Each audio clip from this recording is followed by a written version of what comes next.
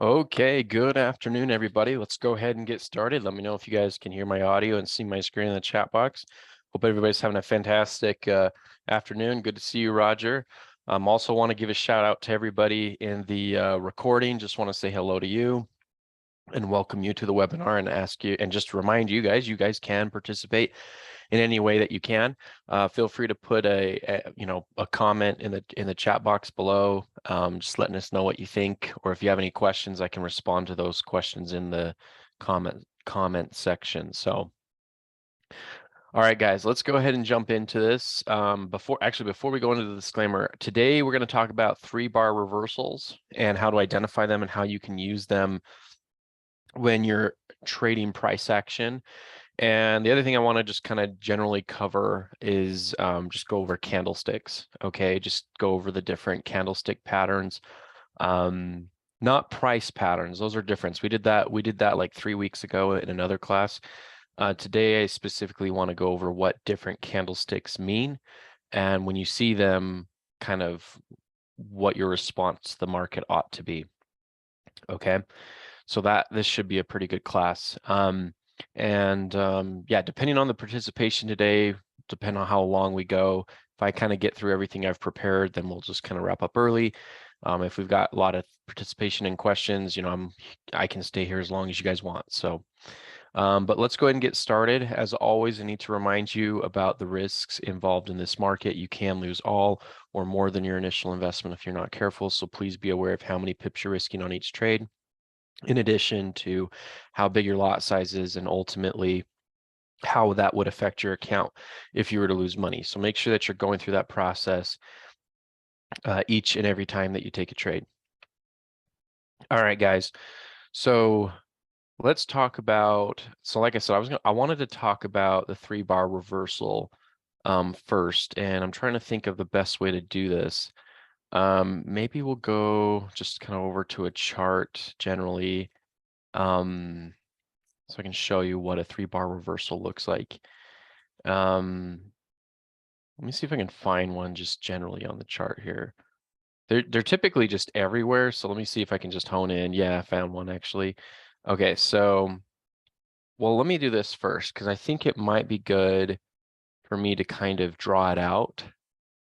Yeah, let me do that. So I don't do a lot of my chart drawings on TradingView, but let me see if I can do it here with you guys. Let's do this. Okay, let me draw this and let me change the settings. So there we go. Okay. So let's say you have a candlestick, you have a couple of candlesticks. Let's say these candlesticks are coming down. Okay. So you've got this candle. Let me draw this out. Again, I'm not used to drawing on TradingView. I usually draw on a different platform, but I can make this work. I probably need to get better at drawing on TradingView, but yeah, I'll explain this. So let's say you have a couple of candles, right? And then the market's just coming down, coming down, coming down, and then all of a sudden you have one candlestick that just shoots up like this, okay? Insofar that that candle closes, that third candle closes, and it closes above the previous, the range of those two candles. Not just the range, but specifically I like to look at the two bodies. So if you have, let's do a horizontal line here. So the market pierces through the two bodies of these two candlesticks. This is a pretty good indication, and a lot of people have built trading robots around this particular concept. Often that's a sign that the market's going to reverse, okay, and go the other way. Sometimes it reverses for a long time and it's a long-term reversal, and other times it's just a reversal that's really quick and over quickly. So let me actually show you some examples that have happened today. So I just have the Euro Franc pulled up just because as you guys know, I sent out a signal earlier on this particular pair, but here's a 3-bar reversal right here. So zoom in here. This is on a 5-minute chart. So notice right here, you have bar down, and then you have this bar right here, this third bar. So I'm basically just looking at this stuff right here for you guys to kind of analyze. Okay, you see that bar down, and then the third bar comes up. This bar, this candlestick is piercing the range and the bodies. So that's even extra significant of these last two candlesticks. So when you see something like that, typically that means somebody put in an order in here. Somebody was excited to buy down here, and insofar that it pierced the range. And so typically a follow through move to the upside is warranted. And obviously that was true. This was a big one. This is a big example of a move to the upside. Let me see if I can find a bearish example. Okay, here's another one right here. I just noticed. Here's another one. See these right here? These three candles. That's a 3-bar reversal, right? So the market was already going up, but it pulled back for a time. So it pulled back into here, down into this support area, and then all of a sudden you get this big candle that comes up and pierces the last two, the range of the last two bars, right? And closes above, right?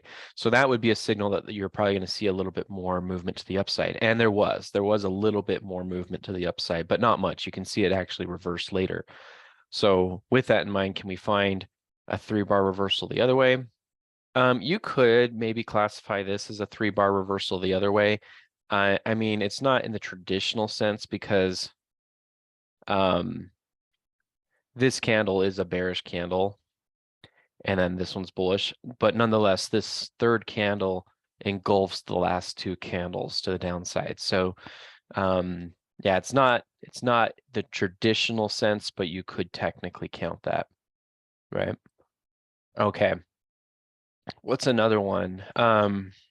Where's it? Oh yeah, here's a good one right here. We're just kind of going along as we find them, right? These three right here. That's a really good one, right? So you've got candle, and then this candle comes up. It doesn't engulf the range because obviously there's a wick up there, but this candle body engulfs the two previous candle bodies. So that does qualify as a 3-bar reversal. And sure enough, right after that formed, the market just jetted to the upside, right? Again, this one doesn't technically meet all the standards, but you could kind of push this one to say that these three candles count. This third candle engulfed the two bodies of the previous candle. So you're just looking for an engulfing candle, what is an engulfing candle? An engulfing candle, sorry guys, I just had lunch, so I'm a little bit like, it's kind of hard to talk consecutively. But an engulfing candle is a candle that basically, and it can engulf just the previous candle or multiple candles. In this case, we're saying the signal's a little bit stronger if you're engulfing multiple candles, right? At least the last two, the previous two. And it's basically just saying that the range of the body is bigger than the last two candlesticks combined, okay? And that's what happened here and here, right? In both examples that happened. And then the result of that phenomenon was that the market was going to come down in this case and go up in this case. All right, let's see if we can find another one. Yeah, here's a couple. Yeah, there's you could qualify this. Those three right there. You could say definitely this one, right? You guys probably saw that before I even pointed it out. Right there, definitely a 3-bar reversal. And actually, it's like a 4-bar reversal. This candle right here engulfed the like 5. It engulfed the last 5 candlesticks, right? 1, 2, 3, 4, 5, right? It's that kind of stuff you want to pay attention to, because if somebody's doing that, these are just little details that you're looking for, little clues in the market. If you see that somebody was willing to make an order like that, it usually means they're willing to send the market higher. There's something going on. that's causing them to be able to do that, right? Now, let me show you one that wouldn't have worked. I actually just saw one right here. This one would not have worked. And you're pushing it a little bit with the definition here, but you can see this bear candle engulfed the last two candles right there, last three candles, and that might be a push to the downside, but it faked out and went the other way. But quickly, it would turn into a traditional, just on the very next bar, you get a traditional 3-bar reversal right there, right? 1, 2, and then this guy right here shows up, and there you go, right? So all of these are bullish except this one over here. Let's say if we can find some more. This one didn't set up, unfortunately. Let's see. Yeah, here's one. 3-bar reversal to the downside. That bear candle barely is just lower than that first candle right there. So this bear candle is engulfing the last two candles, and so that's kind of what led to the initial, hey, we're going to go to the downside. And yeah, it only went for a few pips, right? But still went down a little bit.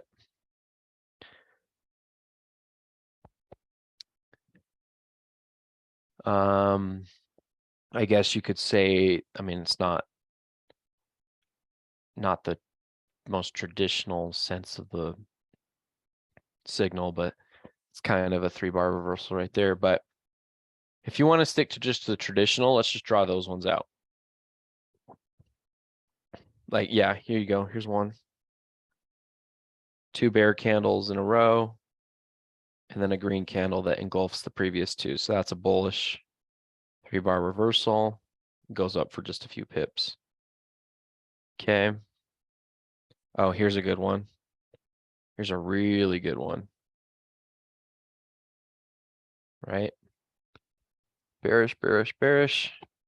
And then this third candle engulfs the previous one, right? Oh, here's a good one on the bear side. Really good one right here. Look at that. Up, up, up.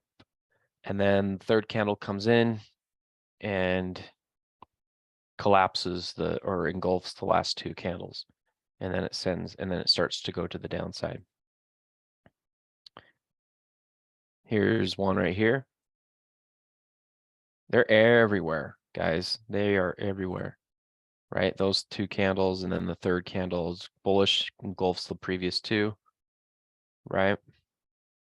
This is a very rangy market right here. It's very back and forth. Let's see. We're just looking for the traditional setups. I think I'll push this one right here. That counts. That one doesn't, right? It's close, but it doesn't because it's got these two bear candles, but this bullish move isn't big enough to engulf the previous two, so that doesn't count, unfortunately. Okay, here's one right here, right? 2 bull candles, and then this one just engulfs those last two. And it's on its way down. This one doesn't quite line up for a bull opportunity because these two candles, this third candle doesn't break that right there, so it doesn't quite count. This would count right here. So many of them, right? It's just everywhere.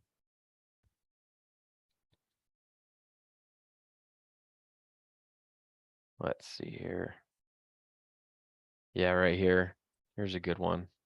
Really good one.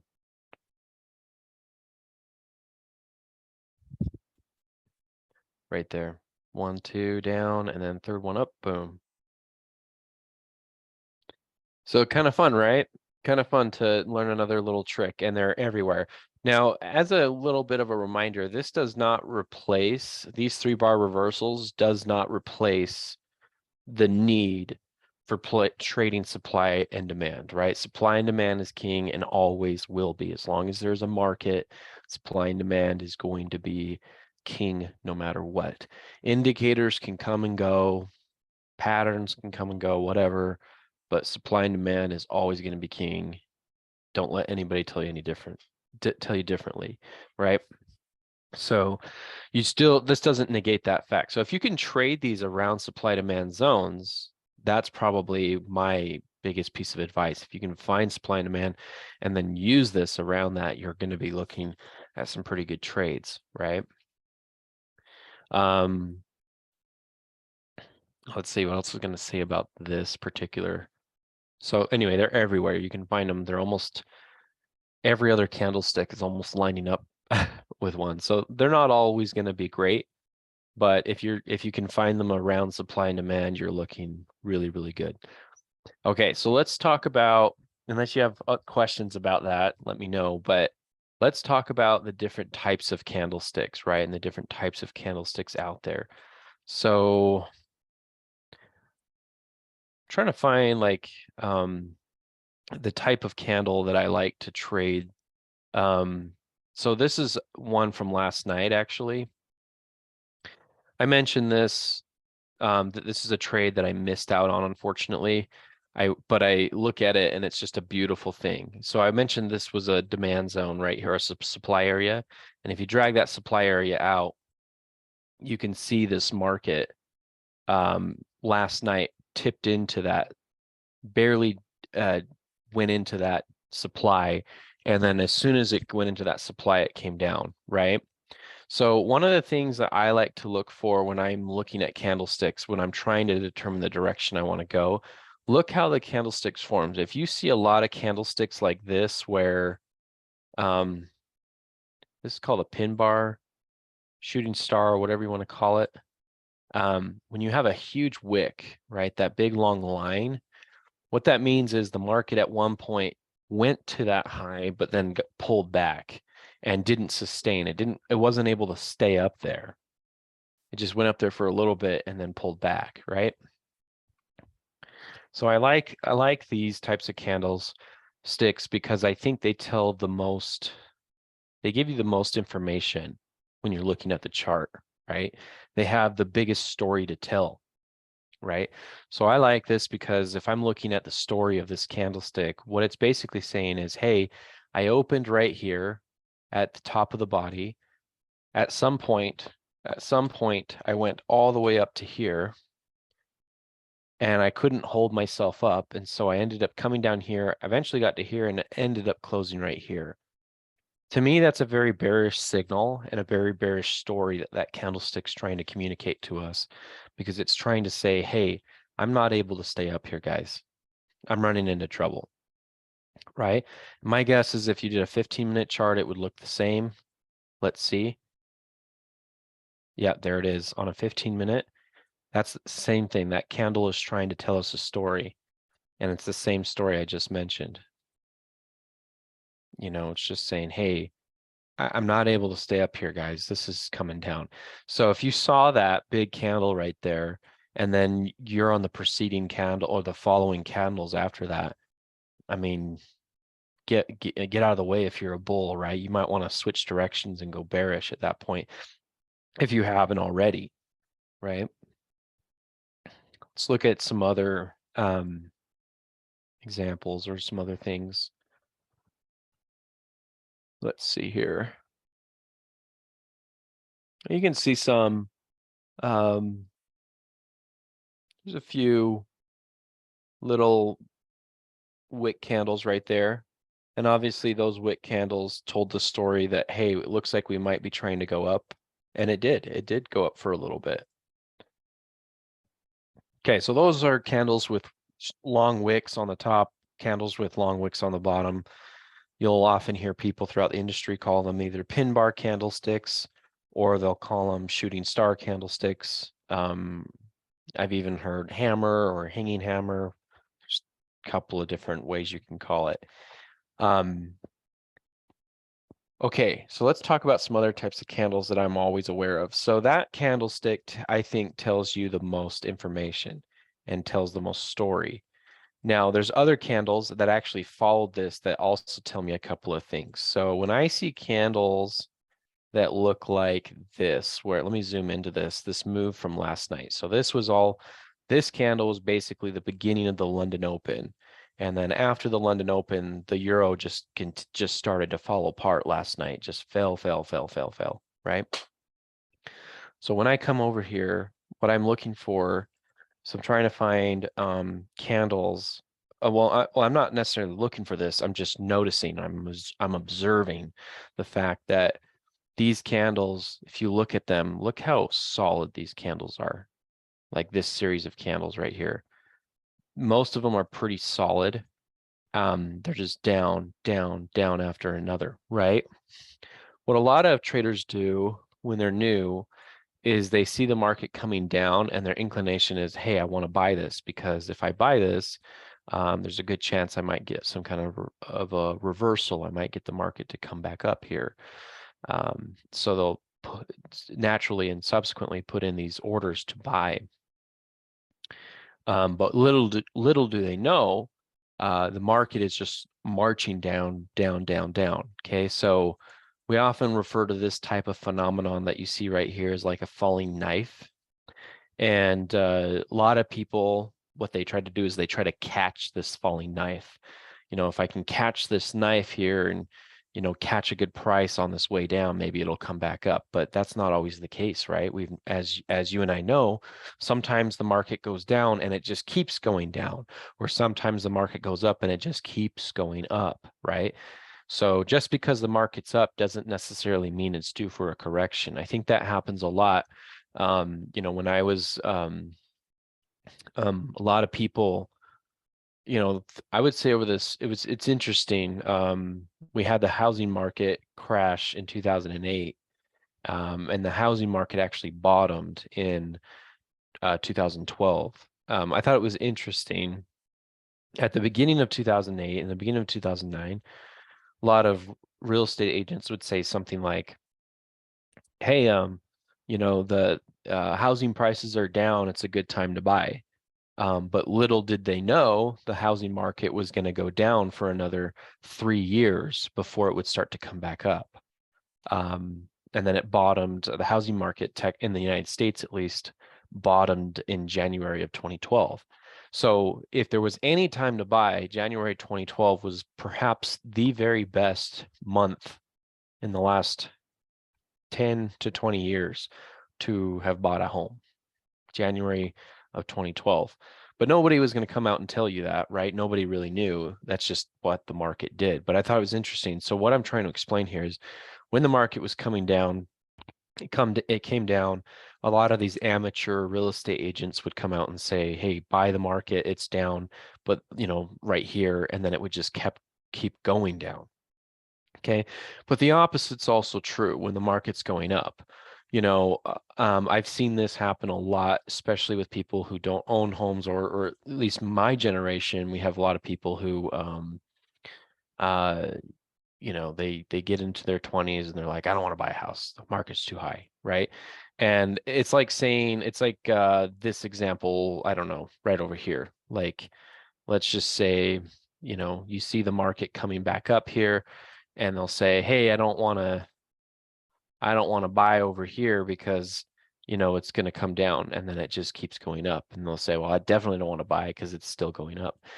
Yeah, and of course, at some point they do come down, right? They do come down, but no one really knows. No one really knows how to time that very well. And so sometimes, and anyway, the logic I'm trying to say is people apply that same logic to Forex trading. So when they see the market going up, they think, oh, that's too high, I'm going to sell that. But sometimes it just keeps going up, right? And you can get burnt pretty quick. You can lose a lot of money. I did that yesterday, and it's my bad. I told you guys that, you know, I'm not doing that again.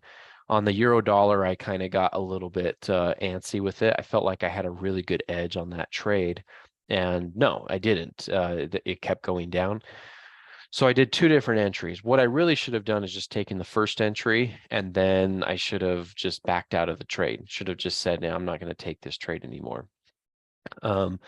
And so far today's been good, right? Like, as you guys know, we did this euro franc trade to the downside. So far that's been working out pretty well, almost perfectly. Sold right here and it came down. It's come up a little bit, but we're still in the money. but it's only a one entry order trade. Put in your lot size, put in your stop loss, put in your target, and then go. If it doesn't work, then we stop out. If it works, great, we'll take our money and we'll go on to the next trade. Then you have this euro pound trade that we've taken here. I'm actually close to stopping out. We'll see.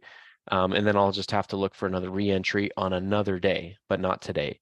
If it closes out. So far, I'm still in it, but it's the same thing. Like, don't try to chase the market. If the market doesn't work, if the trade doesn't work, then just take the L, take the loss, right? That's the concept I'm trying to preach and tell everybody about. And that's kind of the, a lot of people, like I said, they'll see this market going up and they'll try to bring it back down, which we are obviously, but we have a single entry method. A lot of people will just go ahead and sell, keep selling, and then eventually their account is busted. They'll lose a lot of money or something like that. And we don't want to trade that way. So anyway, I've committed to be better at my trades. I'm going to hold on to this. If it hits the stop, I'm out. I'm going to hold on. If it goes into profit, I'm going to stay in. Yeah, and same thing with this trade. I've got profit on this trade right now. I got profit on this trade. Definitely got money here. So far, so good, right? But I'm not going to add to it. I'm not going to take away from it. I know I got a good entry this morning. I know I got a really good trade. And now I'm just going to let this trade just go, right? And yeah, just let the risk to reward to risk ratio just play itself out, right? Yeah, learned that lesson yesterday. Yeah, same thing. We go through it. Sometimes I feel like I know better than the market, and I got to stop doing that. I think our job is to respond to the market, respond to what it's giving us. Like this morning, we did a really good job with this trade. We responded to this entry right here. It's a really excellent entry this morning, and now we're just letting that trade go and do its thing. This morning we responded to the euro pound. That one's not working out as well so far, but again, if it market decides to stop out, then we stop out, right? So okay, so anyway, that is pretty much anyway, we talked about risk management there. And then yeah, here's a falling knife example. Here's a really good falling knife example from I guess last night. You see this market just come down. If the candlesticks are very solid and they don't have a lot of wicks at the top or at the bottom, this should be a sign to you that the market wants to continue a certain way. So again, don't try to grab that. When I say grab that, don't try to grab the market coming down. Don't try to add a buy position because you think, oh, wow, it's coming down real fast. I got to buy this. Don't do that. I've done that so many freaking times in my life, and I am done with that, right? And I've been burned so many times. I've blown accounts. I've lost tons of money doing that kind of thing. And I'd like to limit that for you guys because I've had to learn so many times to stop doing that phenomenon. And we're kind of fighting our brains because our brain is saying like, hey, look, it's coming down. It's a bargain. Buy. Not necessarily. Trading doesn't work that way all the time, right? All right, guys. So I think that covers that. So yeah, solid candlesticks like that. The only reason I would buy on a solid candlestick like this is if it was coming into a major supplier demand zone. But if we're in a straightaway area, do not buy or sell on those types of things. That's going to get you burnt so badly. Same thing right here. This morning, we took a sell up here, and this thing just started coming down really quickly. And yeah, I'm glad I didn't stay in that trade. No, I'm glad I stayed in the trade. I'm glad I stayed in the sell. I'm glad I did not buy. That's what I'm trying to say. I'm glad I didn't buy. I'm glad we sold. Right. All right. Let's see, other candlesticks. Any other questions on candlesticks? You'll notice if you go to, let's see, like right here, the candlesticks are a lot thinner during this area right here. This is basically the Tokyo session. And the euro franc doesn't really move a lot during the Tokyo session. And why is that? Well, just because it's not in session. The market doesn't really move a ton during that time. The spreads widen and it's very hard to make money when there's not enough volatility. So you'll see these candlesticks kind of tighten, tighten, tighten. And I wouldn't really read too much into these candlesticks when they're not in volatile markets. When the market is moving and it's in session, yeah, I would pay a lot more attention to how the candlesticks are forming. Definitely.